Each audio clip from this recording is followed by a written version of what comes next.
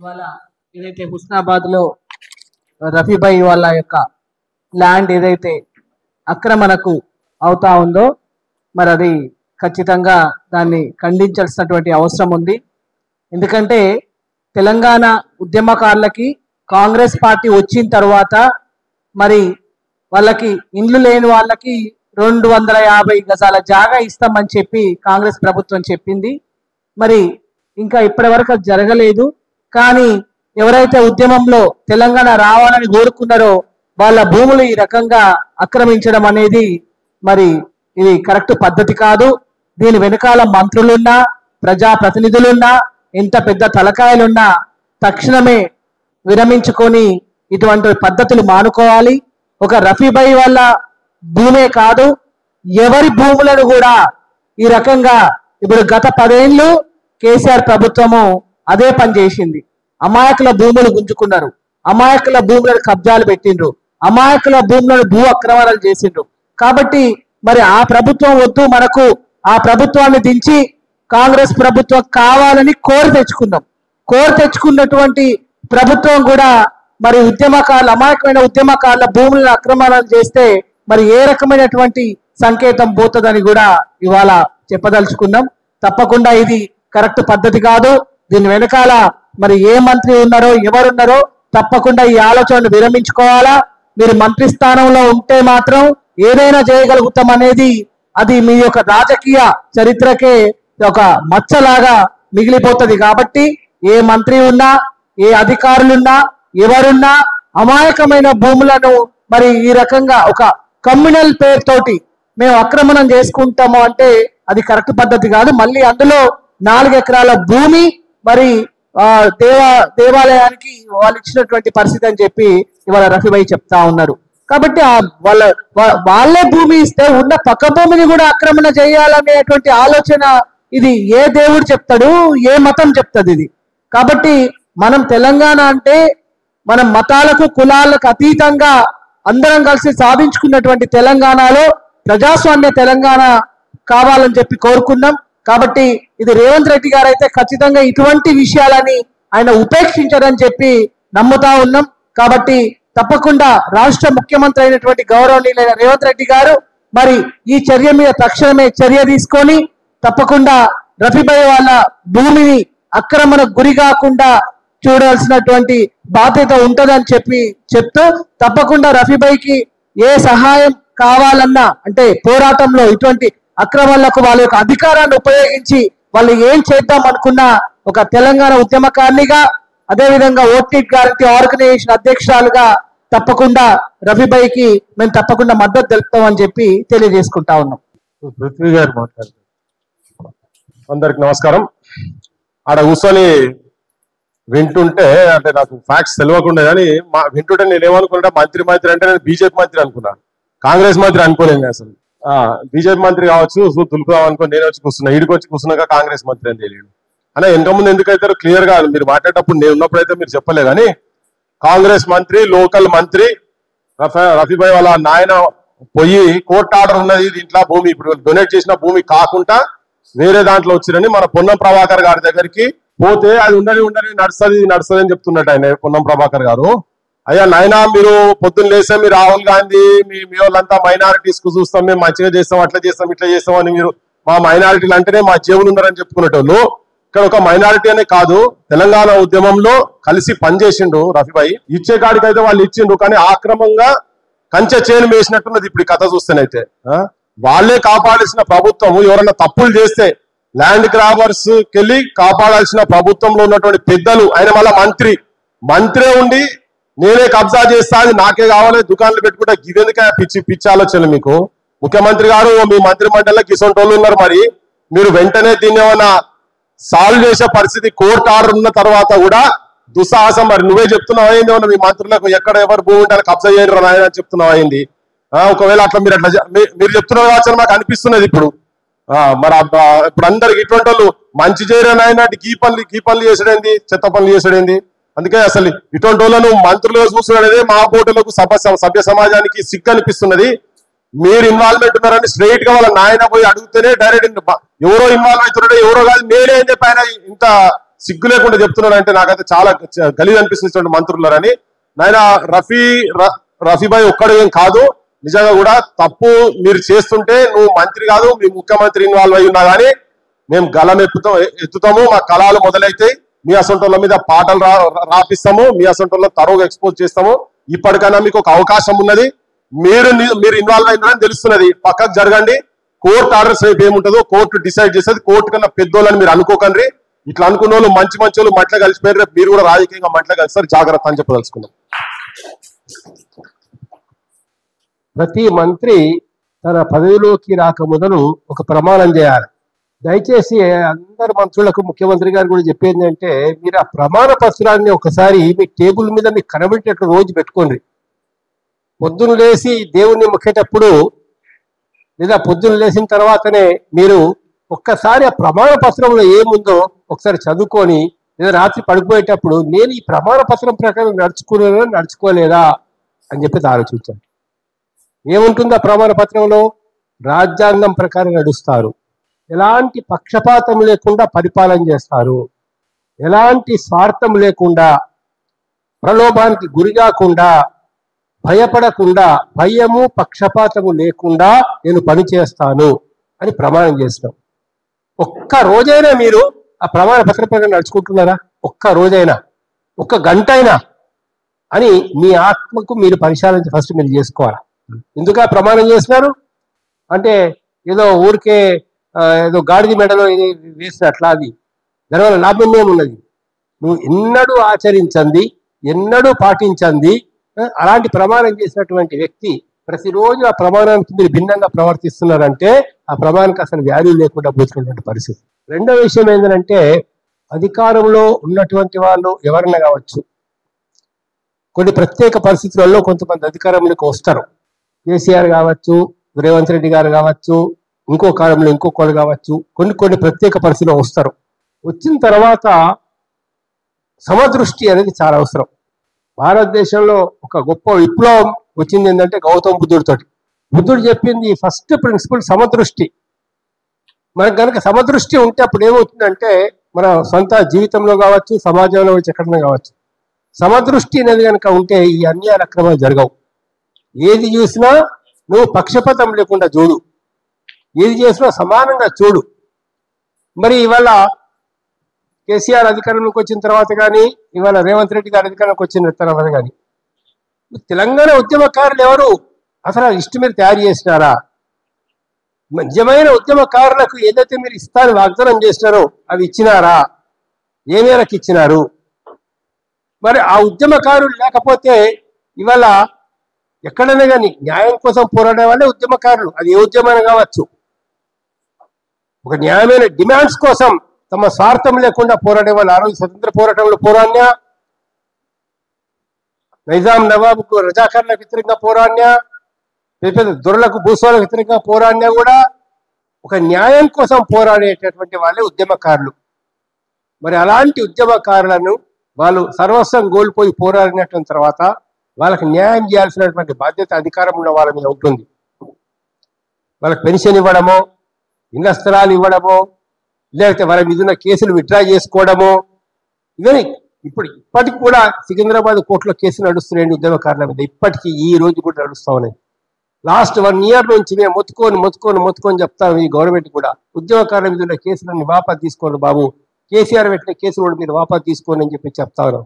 ఇవాళ మన కొత్తగా యూనివర్సిటీలో విద్యార్థుల మీద కేసులు పెడతా ఉన్నారు. అసలు ఏం జరుగుతుందో అనేది మాకేం అర్థం కాని పరిస్థితి. ఒకటి బట్టి గుర్తుంచుకోవాలి అధికారం ఉన్న వాళ్ళు, ఉద్యమకారులతో పెట్టుకోవద్దు, విద్యార్థులతో పెట్టుకోవద్దు, రైతులతో పెట్టుకోవద్దు. రైతులతో పెట్టుకున్నోడు వెళ్ళిపోతాడు, ఉద్యమకారులతో గొడవ పెట్టుకున్నోడు, ఉద్యమకారుల అంశాలను చూసినవాడు వాడు వెళ్ళిపోతాడు. విద్యార్థులతో పెట్టుకుంటే వాడు గల్లు కలిసిపోతాడు. ఇది మటుకు గుర్తుపెట్టుకోవాలి. ఏ పార్టీ అని కావచ్చు, వాడు కాంగ్రెస్ కావచ్చు, బీజేపీ కావచ్చు, లేకపోతే ఇంకోటి కావచ్చు. నువ్వు వచ్చింది ధర్మం చేసేందు కోసం, నువ్వు వచ్చింది న్యాయం చేసేందు కోసం, నువ్వు వచ్చి రాజ్యాంగబద్ధంగా పరిపాలన చేయడం కోసం. మీరే కనుక ఇవాళ రాజ్యాంగాన్ని అనే దేశంలో సమస్యలు లేనట్లు ఇవాళ పొలాలు ఎండిపోతున్నాయి, నీళ్లు రాక చాలా చోట్ల, నీళ్ళు అందుతలేవు చాలా చోట్ల, రైతులు ఆత్మహత్యలు చేసుకుంటున్నారు ఎన్నో చోట్ల. ఎన్నో ముఖ్యమైన సమస్యలు ఉన్నాయి. ఇంకా ఎంతో మందికి రుణమాఫీ జరగలేదు రాష్ట్రంలో. ఇంకా అన్ఎంప్లాయ్మెంట్కి నోటిఫికేషన్స్ ఇచ్చి జాబ్ ఫిలప్ చేసేది ఉన్నది. తెలంగాణ కోసం చేయాల్సిన పనులు ఎన్నో ఉన్నాయి. ఫార్మాసిటీలు కాదు, ఇవాళ రియల్ ఎస్టేట్ కంపెనీలకు లాభం చేయడం కాదు, కార్పొరేట్ కంపెనీలకు లాభం చేయడం కాదు. అందులో మూసి ప్రాజెక్టు మంచిదే, కానీ అది కాదు సమస్య. ఇక్కడ ఆకలి, పిల్లలకు హాస్టల్లో పిల్లలకు తిండి సరిగ్గా దొరుకుతలేదు. ఎన్నో స్కూల్ బిల్డింగ్లు కూలిపోయే పరిస్థితులు ఉన్నాయి. బేసిక్ ఇష్యూస్ ఏమని అది గుర్తు, అది వదిలిపెట్టి వాళ్ళ మరి మంత్రులుగా ఉన్నటువంటి వాళ్ళు ఇవాళ ఈ కుటుంబం ఏ కుటుంబం, ఇవాళ రఫీ వాళ్ళ కుటుంబం అనేటువంటి ఎవరు వాళ్ళు చెప్తున్నారు. వాళ్ళ దేవాదాయానికి భూమికి 4 ఎకరాల భూమి వాళ్ళ పూర్వీకులు ఇచ్చారు, వాళ్ళ పెద్దలు ఇచ్చారు, దానం చేసిన వాళ్ళు. మరి వాళ్ళని మనం ఎంత గౌరవంగా చూసుకోవాలి దాతల్ని. ఒక దాత 4 ఎకరాల భూమి ఇచ్చాడు అంటే ఇవాళ 4 ఎకరాలకు ఎంత వాల్యూ అవుతుంది చెప్పండి, ఎంత విలువ అవుతుంది? ఒక దేవాలయానికి, ఒక ముస్లింస్ అయి ఉండి కూడా ఒక హిందూ దేవాలయానికి 4 ఎకరాల భూమి వాళ్ళు దానం చేశారు. ఇది గంగా జమున తజీబ్, ఒక హిందూ ముస్లిం ఐక్యతకు మనకి వస్తుంది. భారతదేశ సమైక్యతకి ఇది ఒక గుర్తుగా ఉంటుంది. ఇవాళ సమాజంలో మన కల్చర్ అది, మన సివిలైజేషన్ అది, మన నాగరికత అది. అందరం కలిసిమెలిసి అన్నదమ్ముల మాదిరిగా ఉండడం. వాళ్ళ ఇంట పార్టీ అయితే మేము పోతాం, మా ఇంటి కాడ ఏదైనా పెళ్ళి అవుతే వాళ్ళు వస్తారు, కలిసిమెలిసి ఉంటాం దీని లోపల. అలాంటి పరిస్థితుల లోపల వీళ్ళని ఈ కుటుంబంకు సంబంధించింది 2 సర్వే నెంబర్లు ఉన్నాయి అక్కడ. 2 సర్వే నెంబర్లు ఏదో 265 ఒకటి, 264 ఒకటి. 265ని వీళ్ళు ఆల్రెడీ ఇచ్చేసినారు అక్కడ దేవాదాయ శాఖకు గుడి కోసం. 265 ఇచ్చేసినారు. దాని పక్కన ఉన్నది 264. మరి అందులో ఉన్నటువంటి 32.5 గుంటల భూమి, ఇంకా ఒక పూర్తిగా ఎకరం కూడా కాదు, ఎకరం కంటే తక్కువ భూమి, అది పట్టేదారు వాళ్ళ ఓన్ భూమి. ఇవాళ ఆ భూమిని వీళ్ళు ఆక్రమిస్తున్నారు. లేకుంటే ఈగో కానీ అక్కడ అధికారులు కానీ లోకల్గా ఉన్నటువంటి నాయకులు కానీ ఆ భూమిని ఆక్రమించి అక్కడ నిర్మాణం చేస్తున్నారని వీళ్ళు కోర్టులో కేసేశారు. సూట్ నంబర్ 25/2017 ఇవాళ first additional junior civil judge Husnabad కోర్టులో పెండింగ్ ఉంది. ఐఏ నంబర్ 65/2023లో కోర్టు కమిషనర్ అపాయింట్మెంట్ చేయడం జరిగింది. కోర్టు కమిషనర్ వెళ్ళి సరిహద్దులు అక్కడ నిర్ణయం చేసినారని రఫీ గారు చెప్తున్నారు. అక్కడ దాన్ని పంచనామా తయారు చేశారు. ఇవాళ కోర్టు కమిషనరు నిర్ణయించినటువంటి హద్దులను మీరు చెరిపేసి మళ్ళీ అక్కడ కన్స్ట్రక్షన్ కోసం పోతున్నారు అని అంటే కోర్టు ఆర్డర్ ధిక్కరించినట్లు. దీని మీద హుస్నాబాద్ కోర్టు వాళ్ళు చర్య తీసుకోవచ్చు, హైకోర్టు వాళ్ళు చర్య తీసుకోవచ్చు. లీగల్గా మరి ఆ ఈఓ కానీ మిగతా వాళ్ళు కానీ లీగల్ కాన్సిక్వెన్సెస్ ఏంటో వాళ్ళు ఆలోచించడం లేదు, మాకు అర్థం కావడం లేదు. అందులో ఇది కంపల్సరీ అయితే ఉందో కోర్టు ఆర్డర్ను వైలేషన్ చేసిన కిందికి వస్తుంది. మరి వీళ్ళు కూడా అవుతుందో లీగల్గా కూడా వీళ్ళు ప్రొసీడ్ కావడానికి అవకాశం అనేది ఉంటుంది. ఎవరెవరైతే దీన్ని కోర్టు ఆర్డర్ను వైలేట్ చేస్తున్నారో వాళ్ళందరి మీద లీగల్గా కూడా చర్యలు తీసుకోవడానికి అవకాశం ఉంటుంది. కాబట్టి ఏంటంటే వాళ్ళ అధికారులు వీళ్ళ నాన్నగారు ఖాజా షర్ఫుద్దీన్ గారు, ఆయన పెద్ద ఆయన మినిస్టర్ గారిని కలిశారు. ఇట్లా జరుగుతోంది పరిస్థితి అని చెప్పేసి. మరి సంబంధిత మంత్రి కొండ సురేఖ గారిని బహుశా రఫీ గారు కలిసినట్లున్నారు. కలిస్తే నేను తప్పనిసరి మీకు రక్షణ ఇస్తా అని చెప్పేసి ఆమె చెప్పడం, ఎండోమెంట్ డిపార్ట్మెంట్ కూడా ఆమె ఫోన్ చేసి జాగ్రత్త చూడండి అని చెప్పేసి చెప్పడం, మళ్ళీ ఈలోగా ఇంకొక మంత్రి గారు దానిలో ఇంటర్ఫియర్ అయ్యి లేదు మీరు కన్స్ట్రక్షన్ చేసుకోండి అని చెప్పేసి చెప్పడం జరుగుతున్నదని మనకు తెలుస్తున్న విషయం. మరి వీళ్ళ నాన్నగారు స్టేటస్ కో కోర్టు ఇచ్చినటువంటి స్టేటస్ కో ఆర్డర్ కూడా order 39 rule 1 section 2 of CPC కింద 7/4/2017 రోజే కోర్టు స్టేటస్ కో ఆర్డర్ ఇచ్చినటువంటి ఇదే కేసులో కోర్టు స్టేటస్ కో ఆర్డర్ ఇచ్చినటువంటి పరిస్థితి కూడా ఉంది. కాబట్టి స్టేటస్ కో ఆర్డర్ ఉంది, కమిషనర్ రిపోర్ట్ ఉంది, అన్ని డాక్యుమెంట్స్ ఉన్నాయి. ఇవి తీసుకెళ్ళి రఫీ వాళ్ళ నాన్నగారు మినిస్టర్ గారు కూడా కలిసి చెప్పారు ఇట్లా పరిస్థితి అని చెప్పేసి. వీళ్ళేదో లా అండ్ ఆర్డర్ తమ చేతులకు తీసుకొని వీరు కూడా 10 మంది గుండాలను తీసుకొని పోయి అక్కడ దాన్ని మా భూములకు మీరు ఎట్లా వస్తారు, మేము పడగొట్టేస్తాం అని అలా చేయలేదు.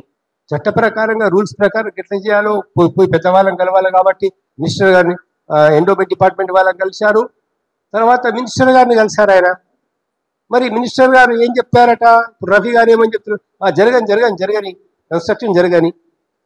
మరి మీరు మంత్రులా మరి ఏంటి ఆలోచించారు కదా. సత్యమేంటో మీరు తెలుసుకోండి.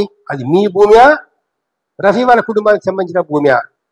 ఈ సర్వే నెంబర్ 264లో ఉందా, సర్వే నెంబర్ 265లో ఉందా?